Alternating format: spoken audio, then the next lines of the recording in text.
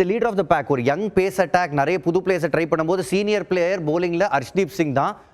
இனிஷியலாக நியூ பால்லே அவரோட எஃபெக்டிவ்னஸ் நம்ம பார்த்தோம். அதுக்கப்புறம் பேட்டர்ஸ் அவுட் ஸ்போர்ட் பண்ணுறதுக்காக லைன் அங்கங்கே சேஞ்ச் பண்ணிக்கிட்டு இருந்தார். அவர் தானே pick of the bowlers. Definitely Muthu, I think ஒரு நல்ல ரெஸ்பான்சிபிளாக போட்டதை நம்ம பார்த்தோம். நியூ பால் நீங்கள் சொன்ன மாதிரி எப்பயுமே ஒரு த்ரெட்டு தான். பட் இந்த மேட்ச்சில் மோர் ஸோ ஸ்பெசிஃபிக்காக பார்த்தீங்கன்னா நிறைய இம்பேக்ட் அந்த ஓல்ட் பாலில் தான் கொடுத்தாரு. ரஷீத் கான் அகெயின்ஸ்டாக பார்த்தீங்கன்னா நல்லா செட்டப் பண்ணி எடுத்ததை நம்ம பார்த்தோம். அதுக்கப்புறம் பார்த்தீங்கன்னா செமையான ஒரு ஒரு ஒரு அடுத்த ஓவரே பார்த்தீங்கன்னா முதல் ஓவரில் ஒரு விக்கெட்டு. ஸோ ஒரு இன்டென்ட்டோட ஓடி வந்தார். ஒரு இன்டென்சிட்டி இருந்தது.